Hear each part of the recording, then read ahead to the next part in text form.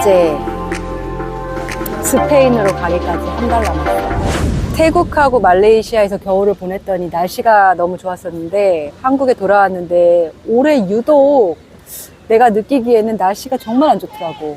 미세먼지 그리고 황사가 심했고 예년보다 따뜻하고 맑고 이런 날이 너무 적어가지고 정말 우리나라 날씨가 안 좋아졌다. 확실히 맑은 날이 적어지긴 한 것 같아. 비 오는 날이 많아지고 흐리고 바람 부는 날이 많고. 나이가 들수록 사람은 날씨가 좋은데 살아야 되는 건 확실한 것 같아. 그렇지. 어렸을 때는 스케줄이 딱 꽉 짜여진 곳에서 학교를 다니거나 회사를 다니니까 사실 날씨가 크게 상관은 없어.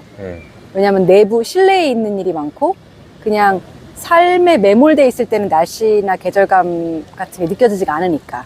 근데 이제 나이 드신 분들은 다 공감할 것 같은데 날씨가 일상의 90%야.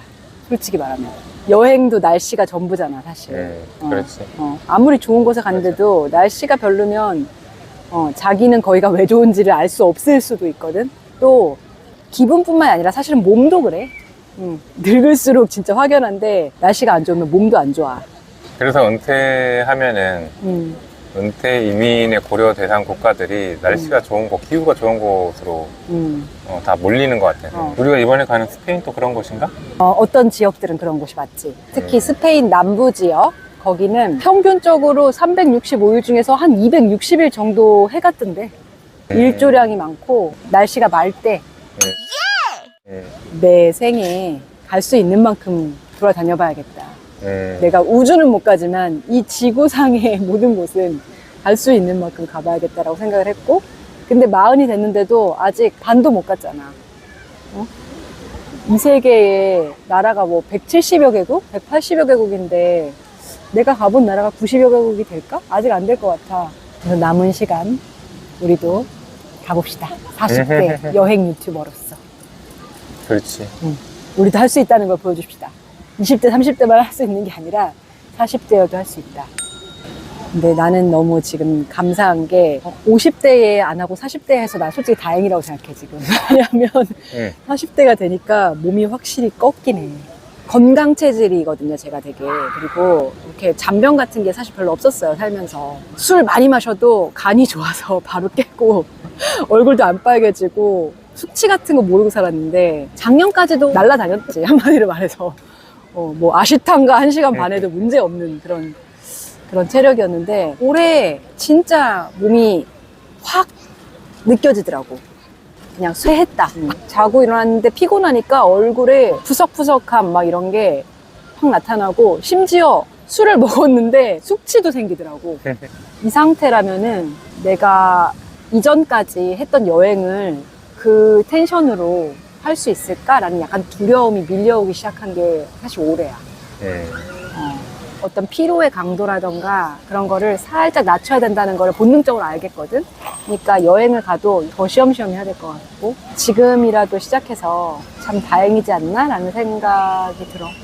50대까지 다 하고선 그때 은퇴하고 이제 세계여행 다녀야지 라고 생각하면 조금 늦었겠구나 이런 느낌? 뭐 빠니보틀처럼 그런 식의 여행은 못하지. 예전역에 뭐 도전하고 싶은 영역도 아니긴 한데 난 20대 때도 사실 험한 여행을 하고 싶다 이런 생각을 해본 적은 없었어. 내 스타일이 아니야 그거는. 사람마다 다 자기 기호가 있는 거니까. 오빠도 20대로 돌아간다 해서 할 수 있겠어? 어때 오빠는? 나는 해보고 싶어. 그래서 남자들은 그런 거에 대한 로망이 있지. 또 이렇게 에너지가 넘치는 때가 20대니까 이 기운으로 내가 좀 뭔가 해보고 싶은 게 있지. 20대 남자들은 여행 유튜브 하는 거 진짜 좋은 것 같아요. 만약에 맞아. 조금 용기를 내서 다들 한 번씩 갔다 와봤으면 좋겠어요. 여자들도 요새는 우지 가서 여행하는 사람들이 되게 많아졌잖아. 나 때는 뭐 그게 좀 특이한 일이긴 했지. 오지에 간 사람은 뭐 예를 들면 우리가 아는 사람으로는 뭐 김수영 씨 정도? 근데 여자들 같은 경우는 사실 그게 로망인 사람 별로 없지. 나는 20대 때는 오히려 유럽이라던가 뭐 북미 지역 뭐 이런 식으로 좀 세련되고 선망의 대상이 되는 그런 곳에 이렇게 놀러 가고 싶었지.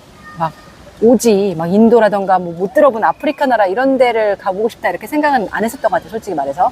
그리고 갔어도 엄청 찝쩍거렸을 것 같아. 그래, 왜냐면 엄청 찝쩍거리고 찝쩍거리고 괴롭히고 너무 싫어했을 것 같고 그런 거를 상대할 어떤 나의 역량도 안 됐을 거야, 아마. 너무 무섭고 짜증만 나지, 그거를 이렇게 오히려 재미로 승화한다, 이런 여유를 못 가졌을 것 같아, 그릇이. 그리고 지금은 또 이제 유튜브나 이런 것 때문에 세계가, 분위기가 바뀌었으니까 카메라 갖고 다니면 좀 무서운 게 덜한 것도 있고, 많아졌으니까 예전보다 훨씬 편해졌겠지, 조금 더. 위험한 것도 덜하고. 근데 뭐 20년 전에 갔다가는 그거는 어우, 지금 가는 게 좋아. 남편 아이랑 같이 안전하게. 이제는 나는 40살이 됐으니까 뭐 솔직히 두려울 게 없어, 별로. 그래서 이런 시기에 오지를 한번 탐험하고 싶네. 돈 있으니까 이제 그때보다는 돈이 있잖아. 오지에 가면 조금 더 고퀄리티의 숙소에 묵을 수도 있고, 험한 꼴을 좀 덜 보지 않을까. 아무튼 그 나이에만 딱 즐길 수 있는 에센스가 있는데, 그거를 그 시기에 딱 맛볼 수 있으면 그게 나는 최고의 인생이고 행운이라고 생각해.